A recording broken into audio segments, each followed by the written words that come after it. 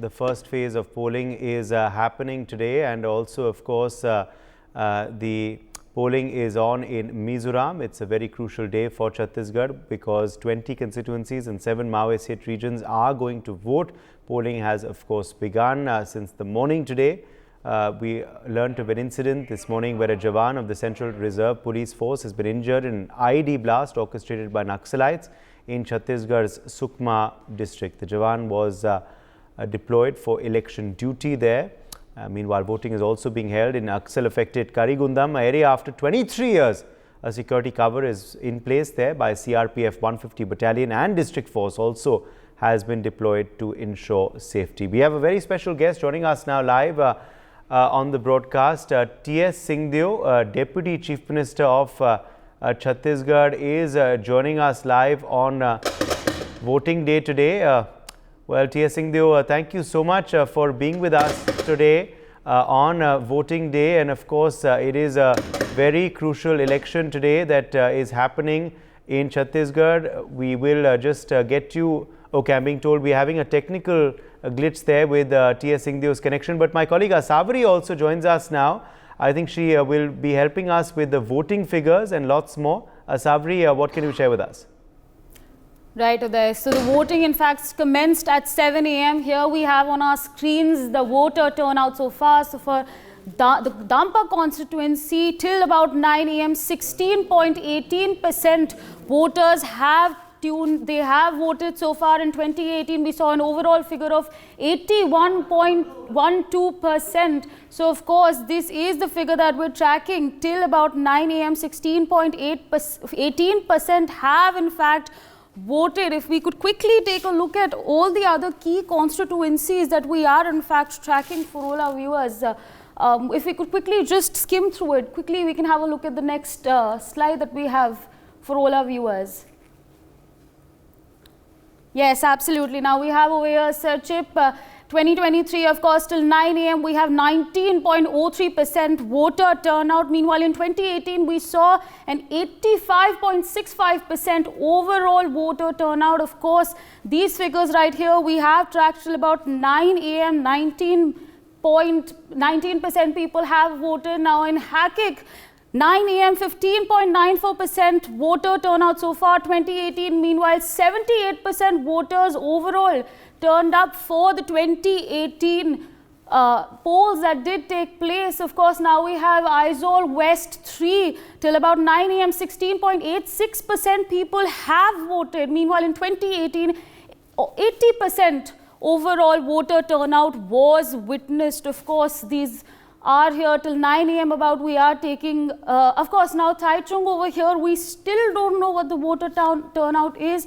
Dampa, of course, we've discussed 16.18% voter turnout till 9 a.m. These are the key constituencies that we are tracking for all our viewers, the voter turnout so far. Now shifting our focus to Chhattisgarh, the Rajnandgaon, till about 9 a.m. 8.34% voters have voted so far. Of course, in 2018, 81.4% overall voter turnout was witnessed.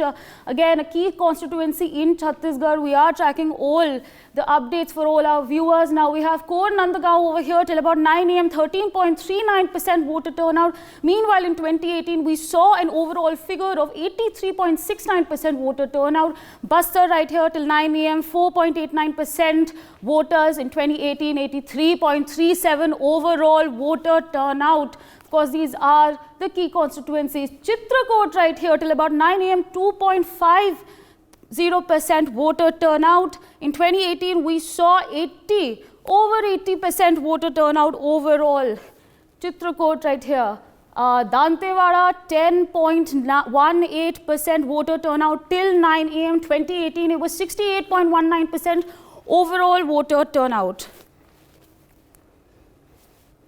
Right, we have Bijapur over here, 4.50% voter turnout till 9 a.m. 70.4% voter turnout witnessed in 2018. Konta right here, Still, we need to get the figures in, but 46.19% voter turnout in 2018. Narayanpur right here, in fact, till 9 a.m., 11% voter turnout, 76.42% voter turnout, overall voter turnout seen in Narayanpur in 2018. And last, Kankar over here, of course, these are the latest that we're tracking for all our viewers. Over to you there. Absolutely. I want to quickly interrupt you there because T.S. Singhdev, I'm being told, is now joining us. T.S. Singhdev, welcome to the show, sir. How is the Congress responding to anti-incumbency charges in Chhattisgarh, considering you are the incumbent government? You are, in fact, the sitting deputy CM as well in the government, sir. We have done a lot of positive work. So we are not looking at the anti-incumbency. We are looking at the contribution we have made towards the betterment of the people here. If the Niti Aayog says that Chhattisgarh has seen 40 lakh people rise above the poverty line, I don't think there is more to be said. And honestly, the government has made every attempt to see that the life of the people improves. And it has improved.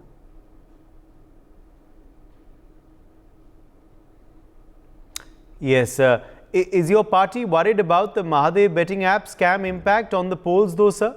There is speculation on what the impact will be of the Mahadev scam charges that are being leveled on your government and in particular your CM. The Congress party has seen the Bofors episode, how Rajiv Ji's image was attempted to be sullied. And most unfortunately, posthumously after his death, the Supreme Court ruled 10, 12 years after his death that there is not an iota of evidence. So these are the same fascistic forces who make every attempt to malign, undercut, spread rumors, whispering. We heard the 1,84,000 crore poll scam. 9.5 years the NDA has been in government at the center. All these inquiring agencies are overseen by the central government. Not an iota of evidence has been presented. We also heard about the 1,30,000 crore 3G scam. Again, the entire term almost of the NDA government has gone by. 2 terms, in fact, are now going by. And not an iota of evidence has been presented. Same is the case with these sort of attempts. Make every possible attempt when you do not see yourself strong on the ground, when you do not see yourself winning on the strength of either your policies or your organization. Malign the other side. Try to malign the other side. Even the ED in its press note has said the same thing. It has not mentioned a word about evidence regarding the Chief Minister. It has said that there are some allegations. So through these allegations or attempt at allegations, their only attempt is to try and malign the image of the leaders of the Congress party and gain political traction. Right, now the BJP has accused Bhupesh Baghel to be complicit in the betting app scam. The accused has mentioned the CM, in fact, in his confession as well. This is an accused by your own word, man. A person who has been caught red-handed, he is trying to implicate another person without an iota of a trail. Is there a money trail that is leading up to anybody he is making accusations at? And rightly you're saying, accusations.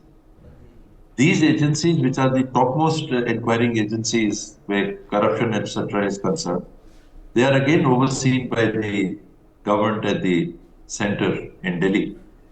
And our Prime Minister also does not hesitate to say that there are allegations. The Home Minister does not hesitate to say there are allegations. They are not supposed to level allegations. That would be the lowest form of politics. If there is evidence, take action. Where is the scope for allegations? So this politics of allegations must stop in this country for a healthier democracy to continue. Right, now the BJP has accused the Congress of using caste census to polarize the public. They're saying you're simply bringing this up right now for vote bank reasons. T.S. Singhdev. The caste census last was conducted was conducted in 1931 when the Britishers were ruling our country, or the geographical area that was under their control. Subsequently, there were no caste censuses. After independence, there have been census, and there the ST and SC population have been delineated. They have been counted. Religious demographies have also been counted, but there was not a caste census beyond that.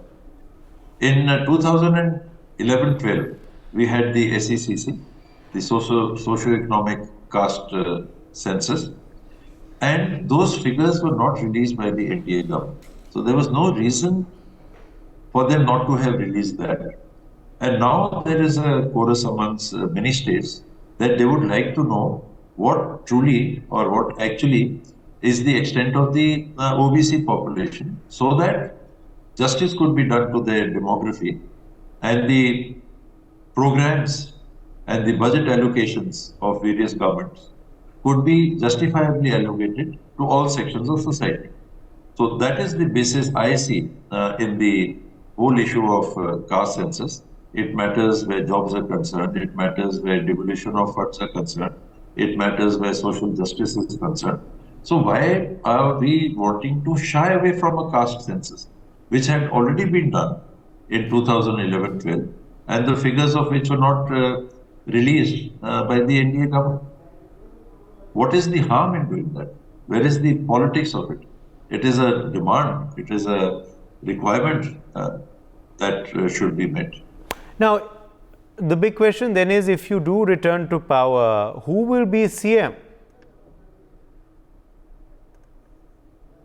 Why should he not be considered? If he is leading the team, we have a joint leadership fighting this election, which is being headed by a sitting chief minister. We have a series, the cricket team wins a series.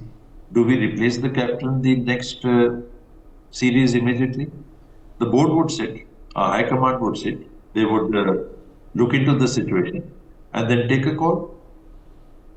Who would lead the team subsequently? Why should it not be Mr. Mahadev when he is delivering? Okay, that's quite interesting that you're saying that, sir. But what is the Congress's plan then? Do you have a plan in mind? If you come back to power, what you plan to do for the next 5 years as well? To be in constant touch with the people and to do whatever you can for their economic, social and developmental well-being. Right. Is there a figure in mind that you believe that the Congress will win? Some of our leaders have kept a high target of 75 plus. Personally, I would be very disappointed if we drop below 2/3, which is 60 out of 90, because this government has done very good work. I have seen governments in my lifetime over the last 50 years, and I don't remember any government of any party which has been able to do as much in a 5-year period. It's a fairly small period, sufficient maybe, but a fairly small time frame. And yet this government has done very well. All right, T.S. Singhdev, thank you very much for joining us with your perspective on that story. Appreciate you being with us on NewsX and on the day, of course, that polling is happening. Deputy CM speaking with us there. Shivam Shukla of the BJP joins us now. We also have Matthew Antony of the Congress Party live with us. Deshatnigam, political analyst, is joining us live. Sumitra Goenka, political analyst, is also with us live. Sumitra Goenka, T.S. Singhdev very confident there, saying that he is expecting the government to return, also saying that there is no merit to these allegations of Mahadev scam that have been alleged by the BJP. How do you view T.S. Singhdev's strong statement? Interestingly, Mr. Singhdev also saying, why shouldn't Baghel return as CM? Yeah, so Uday, good morning. Interesting day. I think this begins, the election mode for the nation running up to 2024, and everything is going to get interesting in the days to come. So I think this election is very, very crucial when we talk about Chhattisgarh, because we have seen one of the biggest scams which has come into light, which is the Mahadev app. This is a typically a new type of a business, which is the betting, online betting business. Betting, we all know, is a state subject, and this is an online betting system which is affecting each and every family or each and every youngster in the Chhattisgarh, or you can say in the nation as well.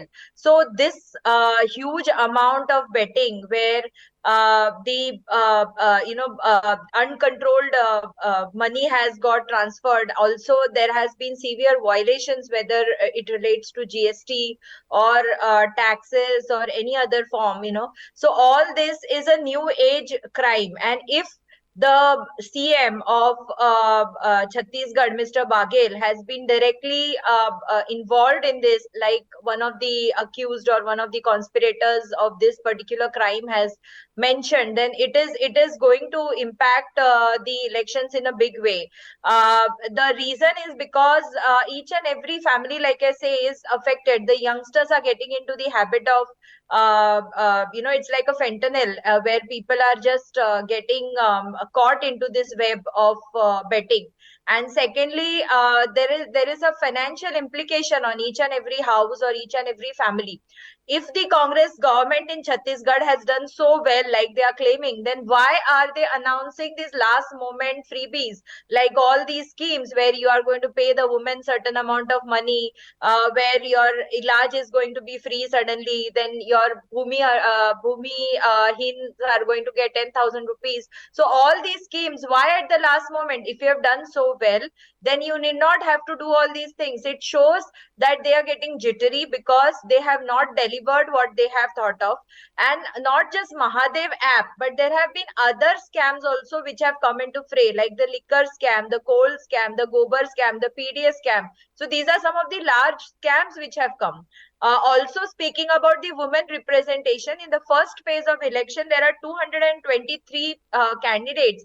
Rahul Gandhi ji has been speaking loudly, why don't you implement the women reservation bill immediately? But there are only 23 women candidates in fray. That is just about 10%. If Congress was so serious about what they were asking for, they should have got more women into fray in this particular situation. So I think this is going to be an interesting one. It's not going to be so easy and a cakewalk. Let's see how things unfold. And probably this Mahadev app thing, my opinion as an independent person is that this is going to be big, but probably it came in a little late. The BJP, I don't know how much they are going to benefit out of this particular thing, but I think the inquiry and the all these accusations and other things, it has come in a bit late. It should have been detected a bit earlier, I suppose, because this was not a recent phenomenon. But I think the marriage of this Saurabh Chandrakar triggered the entire thing. But I think if you wanted to take the benefit of such a scam of a large nature, you should have inquired earlier, or there should have been steps taken earlier than what it is just before the elections. So, Uday, over to you. Deshatha the Congress turns around and says, why level such charges just before the elections? Where were the agencies earlier? Your response to that, and also, interestingly, Sumitra is saying that why so many freebies, why so many last-minute announcements by the Chhattisgarh government? Do you believe that this shows that the race will be closer than expected, or do you believe Chhattisgarh verdict is done and dusted? Well, Uday, crime is detected not because of whims and fancies of the Congress or their own wish. So crime has its own way of coming up. They can be detected, earlier. They can be detected after 5 years, but a crime remains a crime. And especially, after the marriage of one of the owners spending 200 crore rupees, it really would, sound alarm in anybody's mind, the agencies as well. And certainly, this needs to be investigated. Its effect will be seen, and I'm sure its effect will be seen in the elections. And especially one of the owners have clearly said that they have given 508 crores. It's a humongous amount. It's not a small amount. So this requires to be gone in depth, and that criminal agencies, investigative agencies will look into the matter and get deep into it. And certainly when you offer freebies at the last minute instead of targeted subsidies, there are two kinds of approaches to that. One are targeted subsidies where you give it to the people who actually require. And second is the freebies. Freebies is you give it to everybody, so that it's like bribing the voters, to change the outcome of the elections at the last minute. So that aspect needs to be seen. Nobody opposes the targeted approach, which the central government has been doing. There are certain people who actually require ration. Not everybody in this country has been given ration. 80 crore people have been given out of 140, 142 crores. So targeted approach is always, because it will not, empty the coffers or the treasury of the government. Otherwise, what happens? Nothing is free, Uday. Please understand, everybody must understand nothing is free. You have to take it out from somewhere and give it to it. And these are taxpayers' money. And then what happens? The other aspect suffers. The healthcare suffers. The infrastructure suffers. And so many things happen. And that is what everybody has to get bothered about. And one of the important aspects is whoever will sway the voters in the tribal areas will win this election. Believe me, Chhattisgarh was created because of its tribal nature. And BJP, it appears to have been working a lot in that particular region since a very long time. Prime Minister has also been concentrating. And the Maoist threat of boycotting the election, probably security agencies are working overtime to ensure that there is a very high voter turnout. And if it's somewhere about 85%, I believe the job of security agencies and election commission would have been done fairly well. Interestingly, that's something that's being said in Madhya Pradesh as well, that the tribal districts, the tribal votes could hold the key there too. But Chhattisgarh also, tribal voters will be crucial, Teshat Nigam says. Matthew Anthony, your response? You heard what two analysts had to say. They have, raised questions on the Congress's strategy. You can respond to both of them. And also, Matthew Anthony, as far as the Chief Minister is concerned, when you have a sitting CM, why not back him fully? Why not declare him the CM face already? What explains this strategy? As far as many of the issues raised by the claimed independent analyst, which was by and large fair, siding with the BJP and the BJP government to a large extent, I think the Deputy Chief Minister has kind of explained himself on all the matters which they have faced. Coming to one specific thing from Sumitra Goenka on the Mahadev app, it was the Chief Minister who first called upon the investigation. And why did the central government has not banned the app even after having all these things? The second is about why, she said about the gambling apps will have an impact in the nation. Then why did the government not ban the gambling apps rather than putting a 28% GST to attract the greed? That shows the greed of the government to show that they would amass a lot of tax by putting it to a 28%. So the mind and the integrity of the BJP is questioned, because a lot of people who come from different backgrounds are playing the such gambling apps, and they're losing money, and the government is taxing them at 28%. Right. It's an addiction. So why is there not such a, if the mind was so independent, why there is no question on that mind of the government? Now, coming back to the question of the Chief Minister, the Congress party has always had the practice of electing the Chief Minister after the election with the MLAs coming together and then making a suggestion of the few leaders who can be made a CM, and then, the High Command making a decision on that one. And we have been following this practice, and that is where it is like. And you have heard it from the Deputy CM itself, on what he thinks about it. Yes. And that's what it is like. So, we don't have much to be disputing about. Okay. Shivam, you can, of course, respond to a couple of the points that Matthew Anthony raised. But why has the BJP also been hesitant in declaring a CM face for Chhattisgarh this time around? Why no firm backing for Raman Singh just yet by the party who is your former CM, and of course, probably right now the most popular face in Chhattisgarh amongst your party? Look, the first and foremost thing is the Mahadev app is not the only scam that the Bhupesh Baghel government is being alleged of. Bhupesh Baghel government is like having various merit sort of controversies at the moment, and they are embroiled into it. And the very basic thing that I was listening to the chief minister, he was saying that we will waive off the loans of the self-help groups. This was the poll promise even in the last election. So the Chhattisgarh government under the Bhupesh Baghel has nothing new to offer for the voters of the Chhattisgarh. And as far as the question of CM face for BJP is concerned, we are going with a strategy in all the states that where we are contesting election this time with doing a collective leadership under the Prime Minister's leadership, and we are all our leaders who are having their impact on various areas of the particular state, and they are working for the party, and the cadre is motivated, relying behind all these leaders.